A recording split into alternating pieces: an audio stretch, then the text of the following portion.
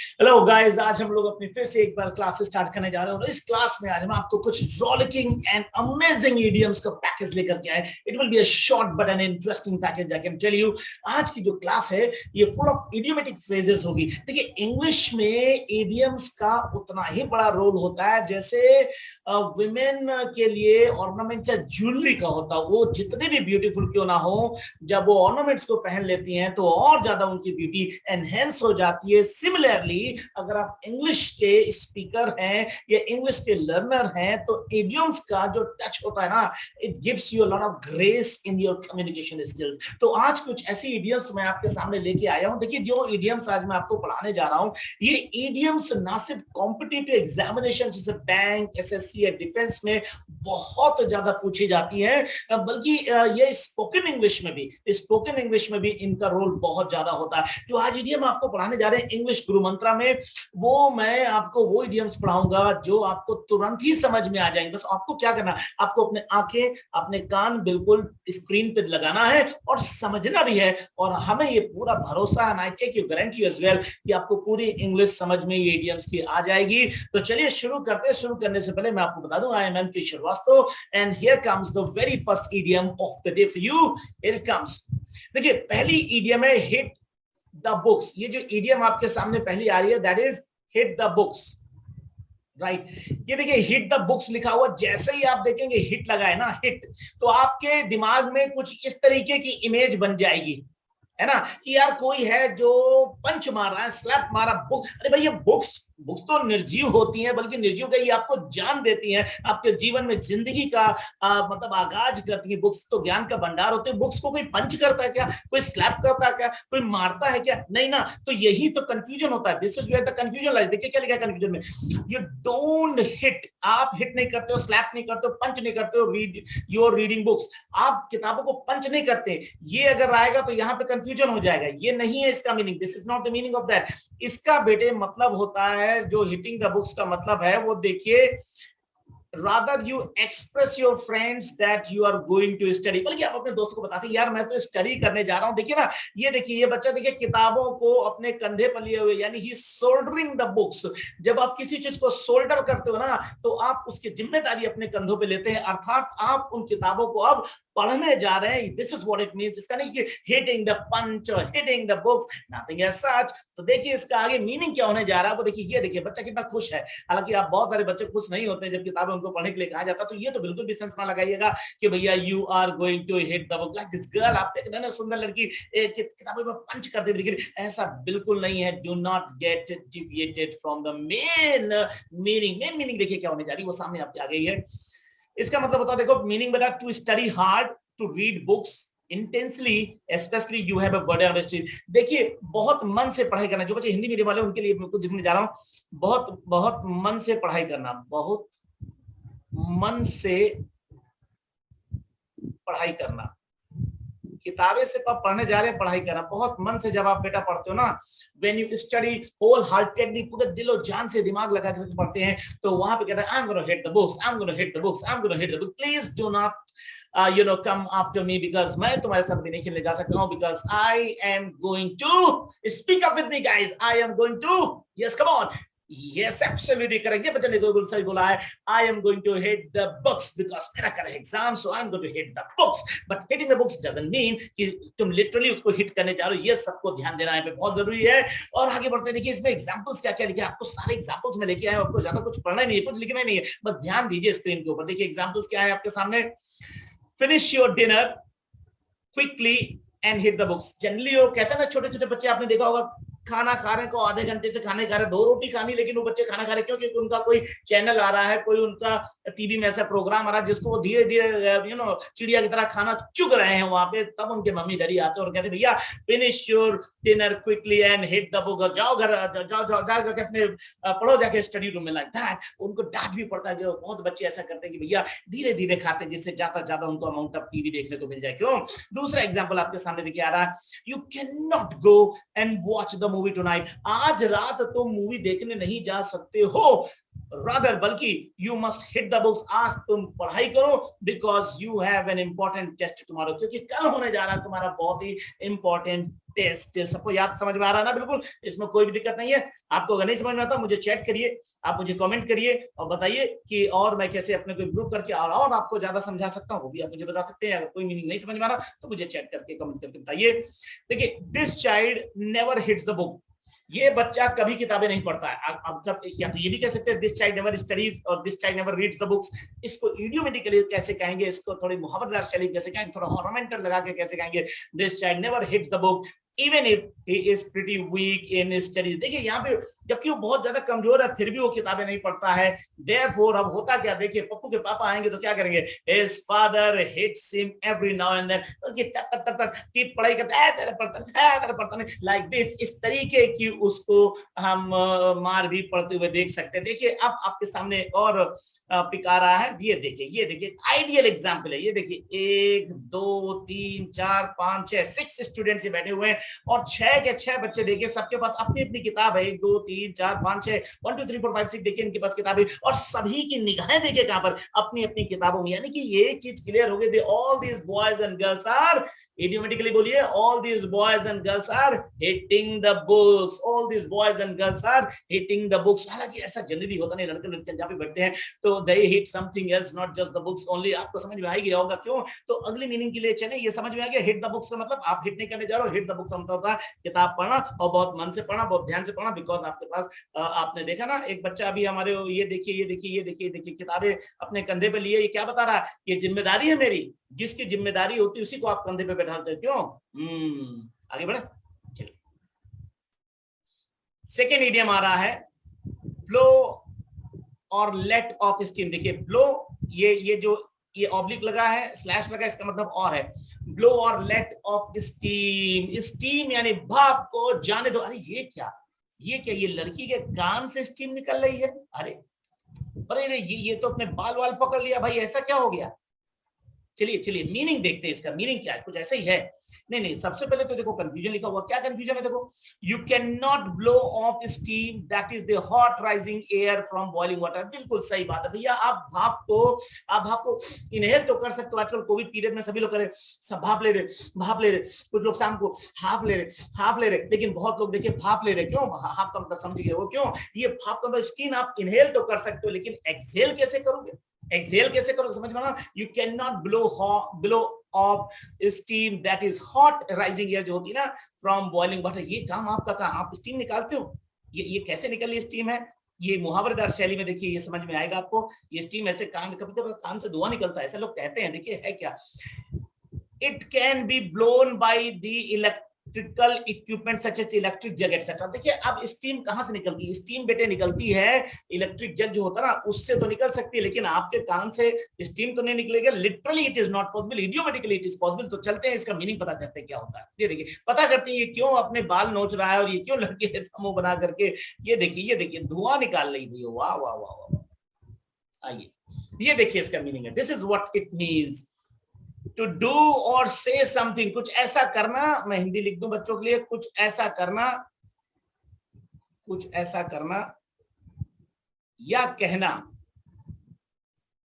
जिससे आप अपना क्रोध, अपनी फ्रस्ट्रेशन, अपनी भावनाएं, अपना गुस्सा बाहर निकाल सकें। देखिए अभी इसको और समझाते, डोंट वरी, बहुत बढ़िया मीनिंग है ये, इडियम है रात। देखिए अब to do or say something that helps you to get rid of strong feelings. आपके अंदर बहुत सारी ऐसी फीलिंग्स आ जाती है, मन बिल्कुल कचोट सा जाता है, आपको लगता है कि क्या ना कर दे हम। ऐसी स्थिति में आपके अंदर बहुत क्रोध होता है, फ्रस्ट्रेशन तक आ जाती है कि अब what to do now. Pent up feelings, ये देखिए पेंट अप फीलिंग्स बेटे कौन सी होती हैं? ऐसी फीलिंग्स जो दिल से निकल नहीं पाती हैं। पिताजी ने तुमको 4-5 थप्पड़ मार दिए जबकि गलती तुम्हारी बहन की थी, उस जगह पे तुमको पिताजी पे बहुत गुस्सा आ रहा कि मेरे को क्यों मारा, why did you hit me. अब देखिए उस जगह पे you can't actually say anything to your daddy, otherwise 2-4-5 और पड़ जाएंगे। क्यों? तो उस जगह पे देखिए होता क्या है कि आप उन फीलिंग्स को पेंट अप फीलिंग्स कहते हैं। पेंट अप फीलिंग्स मतलब दबी हुई भावना है, दबा हुआ क्रोध लिख लो, दबा हुआ क्रोध, समझ लो ना? ऐसा क्रोध जिसको तुम दबा लेते हो, या एक है हिंदी में कहते हैं गुस्सा पी जाना। अब पी जाने तो ड्रिंक होती है, लेकिन गुस्सा पी जाने के I have drunk my anger, ये बिल्कुल गलत हो जाएगा, ऐसा ना करना। तो देखिए गुस्सा पी जाने में क्या लगेगा, बॉटल अप। क्या लगता है बेटा, bottle up.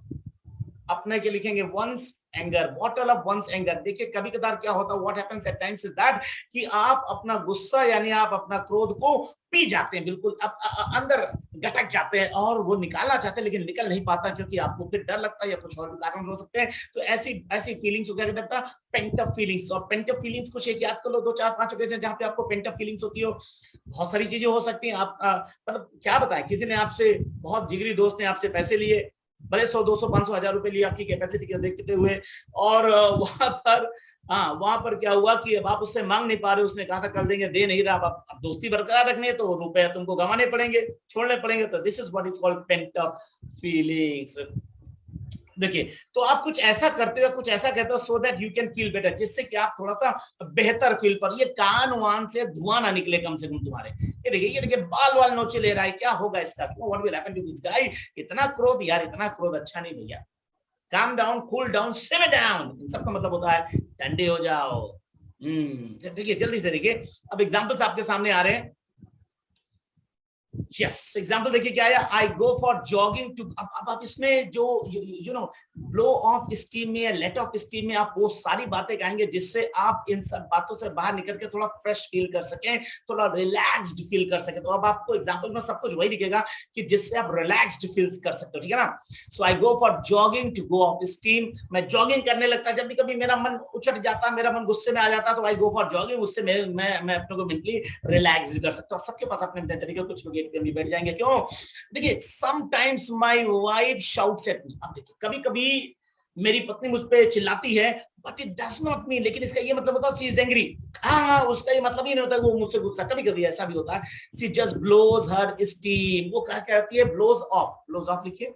She just blows off her steam। वो अपना जो गुस्सा होता है ना, पप्पू के ऊपर जो गुस्सा होता है, वो पप्पू के पापा पे निकालती है गुस्सा उस समय। तो ऐसी ऐसी ऐसी गुस्सा निकालने बोलोगे, my wife blows off her steam at times at me because she has. बच्चों को पीट नहीं सकती, बच्चों को बाहर फेंक नहीं सकती है ना, मुझको भी नहीं फेंक सकती है। तो होता क्या कि चिल्लाहट के रूप में उसका अपना थोड़ा सा जो ना अंदर का क्रोध होता है ना, गुस्सा होता है ना, पेंट अप फीलिंग्स होती है ना, उसको वो गुस्से में चिल्ला करके निकाल देती है। अपना अपना तरीका है।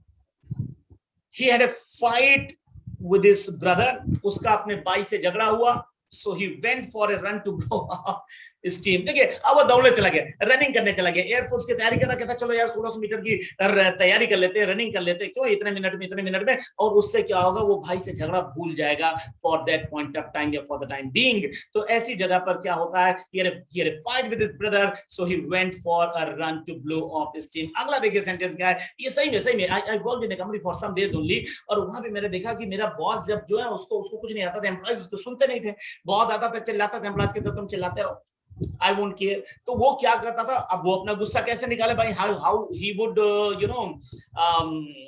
Like express his anger or blow off his steam. वो ये तरीका देखिए, माय बॉस स्मोक्स सिगरेट, मेरा बॉस सिगरेट पीता है, just to blow off steam, अपना गुस्सा निकालने के लिए what he does is that, वो सिगरेट्स पीने लगता है, हर फिक्र को वो फिर धुएं में उड़ाने लगता है, क्यों, ही थिंक्स कि सब कुछ एंड अप इन स्मोक हो जाएगा, and up in smoke also in idiom, जो हम लोग बाद में पढ़ेंगे। अब देखिए इस मुहावरे का, ये जो देखिए मुहावरे को याद भी करना चाहिए आपको। अब याद करने का तरीका क्या है, रट्टा मारोगे तो देखो ये साइंस कहता है कि कोई भी चीज जो आप बहुत रटते हो ना, एक दिन भूल जाओगे, जो समझोगे वो कभी नहीं भूलते, क्यों। तो देखिए इसकी ओरिजिन क्या है, व्हाट एग्जैक्टली द ओरिजिन, ये उत्पत्ति, ये ब्लो ऑफ स्टीम, ये धुआं हुआ आदमी के कान से निकलना क्यों चालू हुआ, इसकी शुरुआत कहां से, वो आपके सामने ला रहा हूं। देखिए इसकी ओरिजिन क्या है, इसकी ओरिजिन ये है, in the early days of railroading, जब शुरुआती जब ट्रेन चलती थी ना ट्रैक पर, तो एट दैट टाइम लोकोमोटिव जो इनके जो इंजन्स होते थे, हैड नो सेफ्टी वॉल्व्स, उनमें सेफ्टी वॉल्व्स नहीं होते थे इंजन्स में।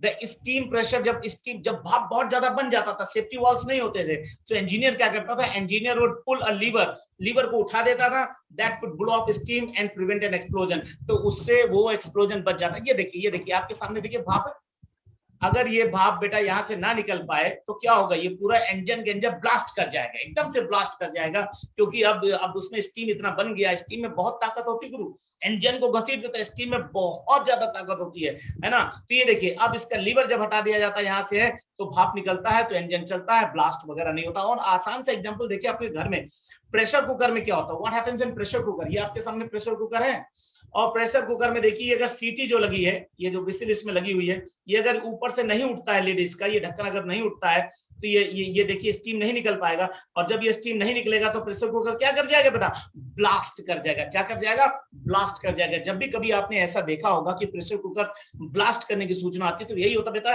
वो प्रेशर कुकर से स्टीम ब्लो ऑफ नहीं कर पाती है, लेट ऑफ नहीं कर पाती, निकल नहीं पाती है। इसी प्रकार से जैसे एक प्रेशर कुकर देख रहे हैं ब्लास्ट कर जाता है, इंजन तक ब्लास्ट कर जाएगा अगर उसकी स्टीम निकलने का रास्ता नहीं होगा। इसी प्रकार से बेटा, अगर तुम्हारे दिमाग में नकारात्मकता भरी है, किसी के प्रति गुस्सा भरा है, किसी के प्रति पेंट अप फीलिंग्स है आपके अंदर, तो बेस्ट तरीका क्या, उसको निकाल दो। जैसे जैसे देखो, ये प्रेशर कुकर अपनी सीटी से भाप निकाल रहा है, ऐसे इंजन भाप निकाला, ऐसे बेटा तुम भी इस दिमाग रूपी इंजन से अपनी भाप निकालो, यानी अपना गुस्सा निकालो। गुस्सा कैसे निकालोगे, पिताजी को जाके डांट तो सकते नहीं हो, तो तुम अपने दोस्तों में बताओ, यार मेरे साथ गलत हुआ, ऐसा हुआ वैसा हुआ, मजाक करो, मतलब शेयर कर लो। कहते ना कि दुख बांटने से कम होता है और ज्ञान बांटने से बढ़ता है।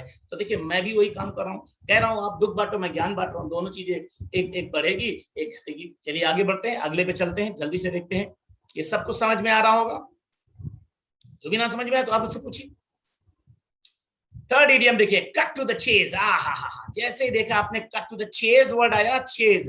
अब चेज का मतलब क्या होता है बताइए, चेज। जैसे ही आपने चेज देख लिया, अब आपको लगा कि यहाँ तो यार कुछ चेज यानी कोई पीछा करने की बात हो रही है ना, ना यही तो पीछा करना, पीछा यहाँ किसी का नहीं करना, हालांकि चेज लगा हुआ है, लेकिन आपको पीछा यहाँ किसी का नहीं करना होगी। इसी इडियम से, इसी जगह से confusion begins to mount up, यही से कंफ्यूजन सामने आ जाता है। ये देखिए, कोई ट्रैक पर दौड़ नहीं रहा, जैसे इस आदमी को देख रहे हैं ना, ये दौड़ नहीं रहा, कोई दौड़ने की नहीं बात हो रही, यहाँ पे कट टू द चेज में घड़ी की बात होगी। अब घड़ी कैसे आ रही है सामने, वो देखते हैं हम लोग। देखो कंफ्यूजन क्या होता है, here you are not talking about any race, यहाँ किसी रेस की नहीं बात कर रहे हैं, ऑन ए ट्रैक और कॉप चेजिंग, ना तो कोई पुलिस वाला कोई चोर का पीछा कर रहा है, चेज माने पीछा करना होता है ना, पीछा या किसी का नहीं होने जा रहा।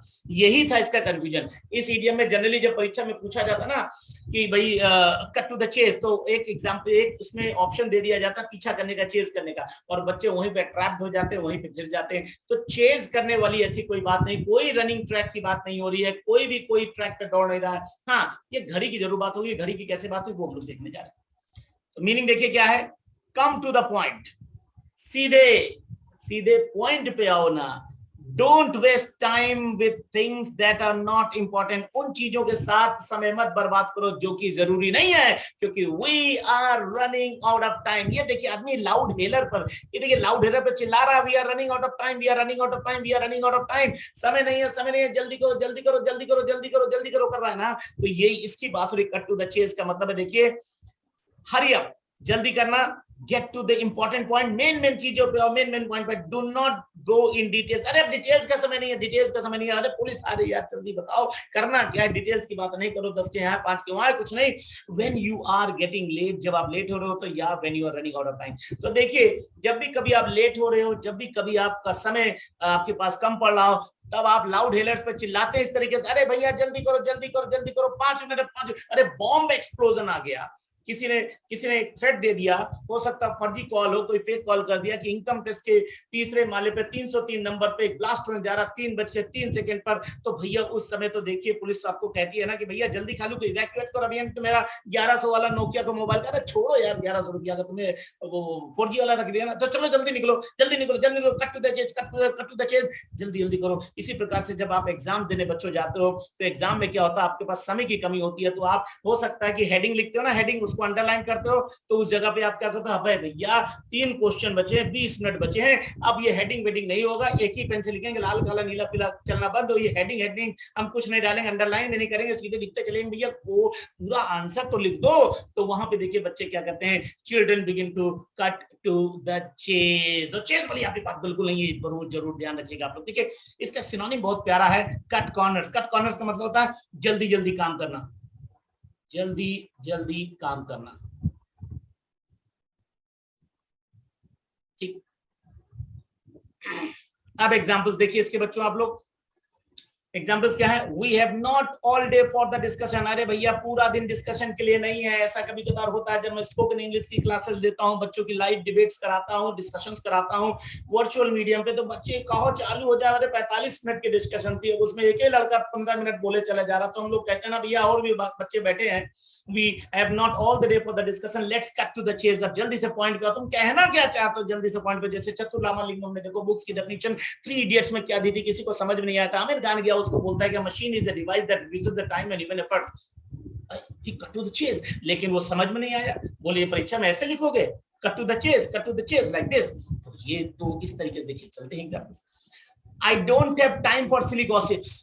मैं मेरे पास देखो ये सब बकवास के लिए समय है नहीं भैया। So cut to the chase, सीधे पॉइंट पे आओ and tell me what you want. तुम चाहते क्या ये बताओ, समझ रहे हो ना, तुम चाहते क्या ये बताओ। देखिए अरे ये लड़का तो बहुत परेशान दिख रहा है, अरे अरे इसका एक चश्मा भी गिरने वाला है, ये देखिए कितना परेशान है बेचारा, क्योंकि देखो घड़ी दिखा रहा है, समय जा रहा है, we are running out of time, we are running out of time, पगलाया जा रहा है लड़का। लेकिन देखिए इसके बाल यक्कू जैसे ऊपर जा रहे हैं, क्यों? Straight up in the air हो रहे हैं, क्यों?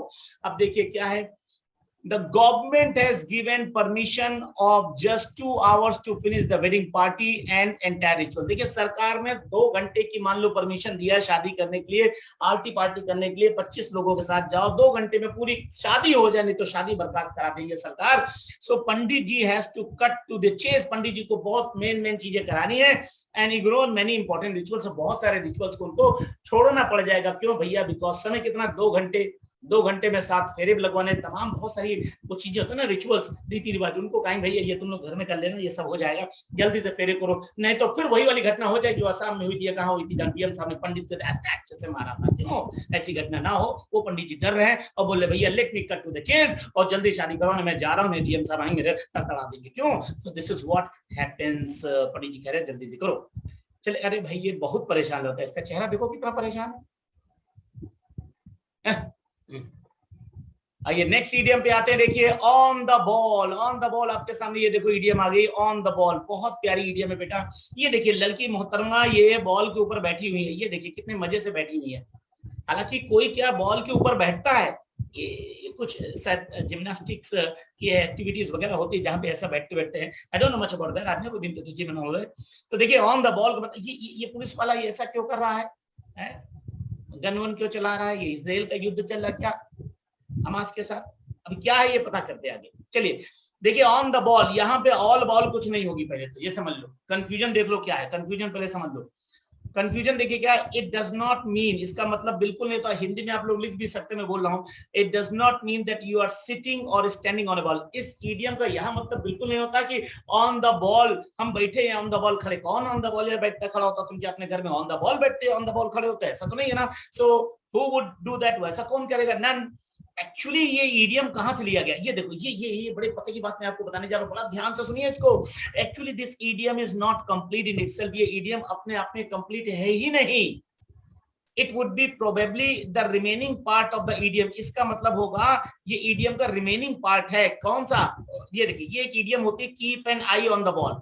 पूरा मुहावरा क्या होता है? कीप एंड, क्योंकि आप डिक्शनरी में, एनसाइक्लोपीडिया में, एंटिमोलॉजी में इसकी जाकर के ओरिजिन ढूंढोगे ज्यादा कुछ मिलेगा नहीं। ऑन द बॉल आया कहां से? ऑन द बॉल इसी ईडियम से आया, keep an eye on the ball. Keep an eye हटा दिया, ऑन द बॉल बचा है। हालांकि मीनिंग उसी से रिलेटेड है तो आगे पता चल जाएगा ना। Which means to be attentive, जिसका मतलब होता है गेंद पर निगाह रखना। अब आप कहोगे गेंद कौन सी? अभी बताता हूं। या cautious while playing a sport like hockey, जब हॉकी खेलते हो ना, हॉकी खेलते हो तो उसमें एक बॉल होती है, 11 खिलाड़ी दोनों टीमों की तरफ से होते हैं, सब लोग उसी एक गेंद पर पूरी निगाह रखते हैं, कहां गेंद जा रही है, उसी के आगे पीछे घूमते। क्यों? फुटबॉल में भी यही होता, फुटबॉल गई कहां सबकी निगाह वहीं होती है। क्रिकेट में भी यही होता, बॉल कहां जा रही है सबकी निगाह वहीं पे होती है। देखिए किस तरीके में बात बता रहा हूँ, जरा नीचे देखिए, यहाँ पर ये देखिए। अब आप देख रहे हैं यहाँ पे आपको 1 2 3 4 5 6 खिलाड़ी आपको स्क्रीन पे दिख रहे हैं, और ये शायद एक कोच साहब बैठे हो, 3-4 लोग यहाँ पे और बैठे हुए। क्यों? अब आप अगर देखें, if you have a close look at that, तो आप पाएंगे यहाँ पे कि ये सबकी निगाह कहाँ पे, ये देखिए गेंद है, ये है बॉल, ये जो सर्किल में मैंने बॉल कर दिया, इसी बॉल में आप देखिए सबकी निगाह इसी पे, everybody is keeping an eye on the ball. ये देखिए इस आदमी के, देखिए ये देखिए चेहरे से पता चल जाएगा इसकी निगाह कहाँ है, इस बॉल पर है, इसकी निगाह कहाँ है, इस बॉल पर है, इसकी भी देखो, ये देखो एक आंख से कैसे देख रहा है, देखो देखो देखो देखो, बिल्कुल इसको दिख नहीं रही बॉल, लेकिन फिर भी घूम के देख रहा ना, इसकी निगाह कहाँ है, इस पर, ये देखो ऊपर से झांक रहा है, ये देखिए इसकी निगाह कहाँ है, इस बॉल पर है, और ये आदमी हमको पूरा दिख नहीं रहा स्क्रीन पे अपनी, इसकी निगाह, सबकी निगाह, और सब कोच साहब भी अगर कहीं और नहीं देख रहे तो यही देख रहे हैं ये बॉल कहाँ पे जा रही है, ये देखिए, ये होता है keeping an eye on the ball, बिल्कुल बॉल पे आंखें जमा के रखना, keeping your eyes cocked at the ball, ये कॉक्सियोसी के कॉक्ड एट द बॉल, एकदम बॉल पे निगाह जमा के रखना, यहीं से बेटा लिया गया ऑन द बॉल का ये मुहावरा। आगे चलते फिर से ऊपर अभी, अब देखिए तो इसका मीनिंग क्या निकला बेटा, जो आदमी अपनी बॉल पे निगाह रखेगा सो वो बहुत अलर्ट होगा, टू बी वेरी अलर्ट, बहुत अलर्ट होगा। सर्कमस्पेक्ट, सर्कम का मतलब होता है बेटा चारों ओर, सर्कम मीन्स चारों ओर, जैसे परिधि होती है ना सर्कमफेरेंस, वैसे ही चारों ओर, और स्पेक्ट का मतलब होता है देखना, तो ये एडजेक्टिव आपको समझ में आ गया, जब आप चारों ओर देखकर चलते हैं तो आप सर्कमस्पेक्ट होते हैं, जैसे जब आप रोड क्रॉस करते हो ना तो आप सर्कमस्पेक्ट होते हो, ए भाई जरा देख के चलो, आगे भी नहीं पीछे भी ऊपर भी नहीं नीचे भी, क्यों, ये मुंबई शहर हादसों का शहर है, ऐसा गाने बने ना, तो इसी पे बने सर्कमस्पेक्ट रहने का, everybody has to be circumspect.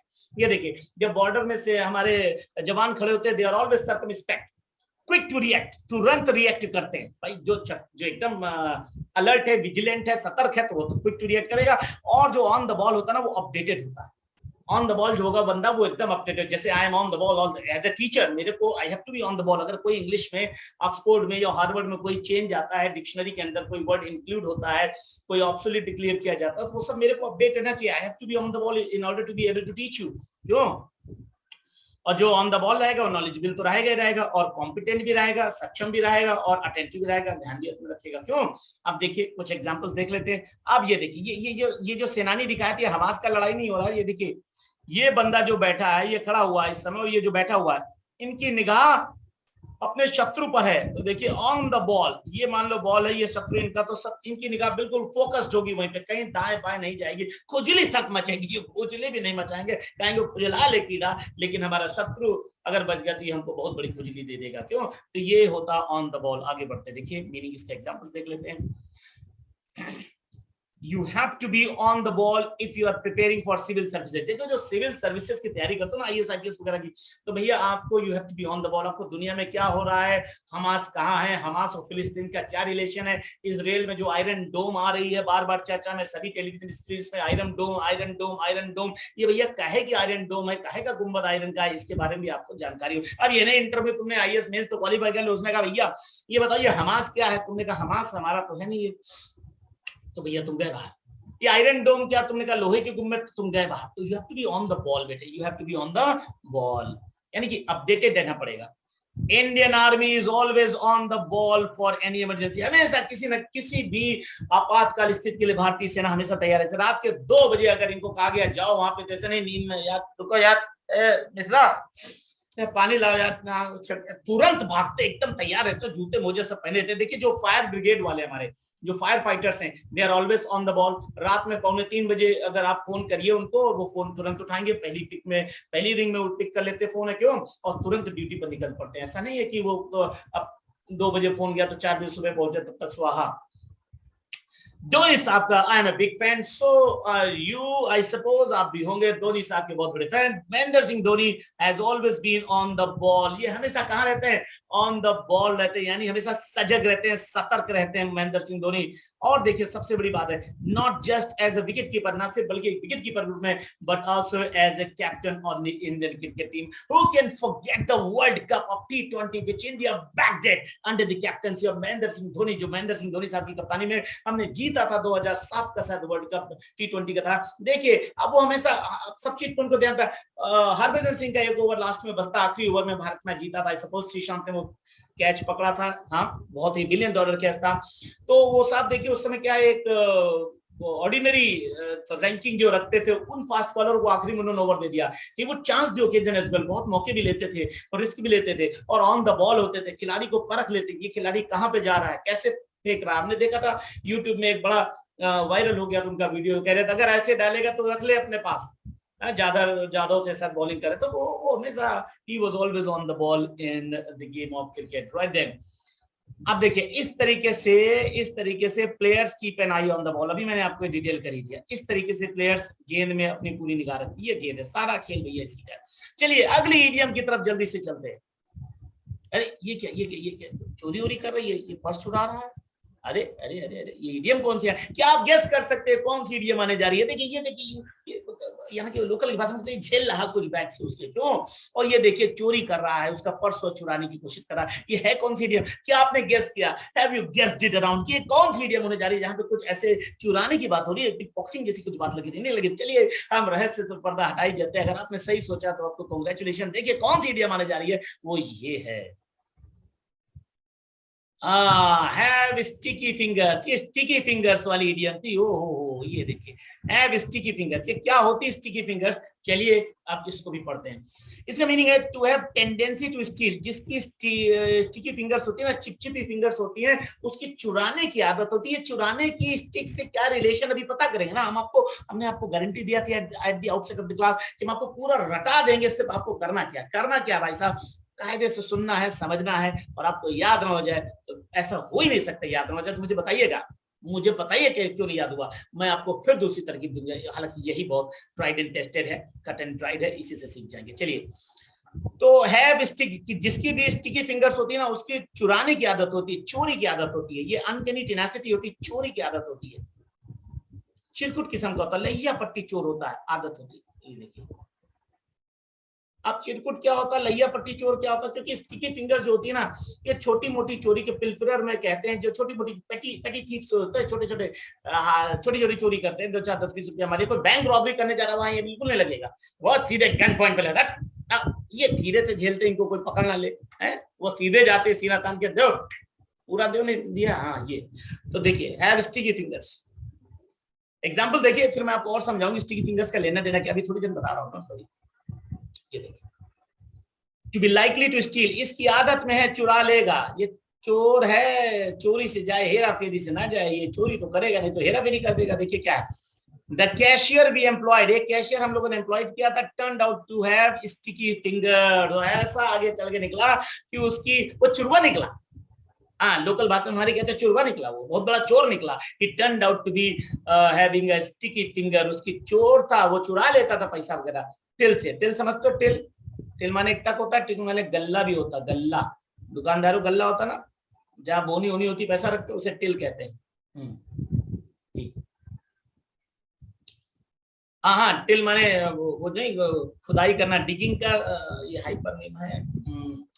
अरे गुड़ाई करना, टिलिंग टिलिंग टिलिंग टिलिंग समझते हो? गुड़ाई करना, जैसे गुलाब गुलाब लगाता है ना, टिलिंग करते हो। टिल माने गल्ला भी होता, ध्यान रखना। Some people have sticky fingers. अच्छा कुछ लोग चुरवे होते ही हैं, है ना, आदत से मजबूर होते हैं, चोर होते हैं, कुछ लोग होते हैं चुरवे। Don't have any cash lying around. देखिए कहीं भी कैश खुला हुआ मत छोड़िए। When you check in a hotel, जब किसी होटल वगैरह में आप जाते हो, waiters might have sticky fingers. वहां के जो वेटर्स होते हैं ना, हो सकता है कि वो चोर किस्म के हो सकता है कोई चीज आपकी चुरा लें। सीसीटीवी लगा हो, बंद सीसीटीवी बेडरूम में आपके लगाते भी जनरली नहीं, क्यों? और वो चोरी वोरी कर लेते हैं चाय वाय के बहाने। इससे ये मतलब है all the waiters are not like that. सभी वेटर्स को सम्मान से कह रहा हूँ, सभी वेटर्स ऐसा नहीं होते हैं, लेकिन कुछ वेटर्स, मैं खुद ही उसका विक्टिम हूँ। दिल्ली में गया था, होटल में रुका, तो वहां पे 500 रुपए तो मार ले गया। बोला साहब हम लोग ऐसे लगते क्या आपको, टाई पहने ऐसे लगते हैं? तो फिर जाओ भैया लाइक दिस, यू नो। अब देखिए स्टिकी फिंगर्स लिया कहां से गया, वो जरा मजा लें। ये देखिए ये आदमी आया, ये देखिए शकाल आया, खोपड़ी देखिए इसकी गंजी। ये देखिए इसकी फिंगर्स देख रहे हैं आप, ये फिंगर्स देख रहे हैं, ये फिंगर्स, ये सारी फिंगर्स देख रहे हैं। इसमें देखिए डॉलर चिपके हुए हैं, आप मान लो रुपए चिपके हुए, नोट चिपके हुए, क्यों? अब इसकी फिंगर में क्या होता है, नोट आके खुद ही चिपक जाता है, क्योंकि इसकी फिंगर्स कहती है स्टिकी है। देखिए मीनिंग ऊपर दिया गया, the thieves have sticky finger. चोरों की जो फिंगर्स होती है ना बेटे, वो स्टिकी होती है। जैसे चुंबक कहीं जाता ना, अपने आप लोहे को खींच लेता, लोहा उसके पास आता नहीं अपने आप, मतलब वो जाता नहीं लोहे के पास, वो लोहा अपने आप खींचा चला आता। ऐसे चोर होता ना, जहां पे कोई माल वगैरह कुछ रखा होता, छोटा मोटा कुछ भी रखा रहेगा, तो वो सीधे उसका हाथ वहीं पे चला जाएगा। The thieves have sticky fingers because items and cash naturally adhere to their hands. देखिए कैश होगा ना, वो जैसे नहीं कैश है तो इनके हाथ में अपने आप चपक के चला आएगा। चोर है ना, फिर चोर इनको क्यों कहा? It is use for a पेटी थीफ। ये छोटे मोटे लैया पट्टी चोरों के लिए लगता है इन जनरल, सबके लिए नहीं लगता, बहुत छोटी मोटी जो चोरी करते हैं ना उनके लिए लगता है। मैंने कहा ना बैंक एंड रॉबरी करने जाते वो उनके साथ ये लगा दो तो उल्टा मारेंगे तुमको, कहेंगे मेरी तौहीन कर रहे हो तुम इस इडियम के साथ हो, मेरा लेवल थोड़ा ऊंचा वाला हाँ। तो ये देखिए स्टिकी फिंगर्स इस तरीके से आता है। तो आज की क्लास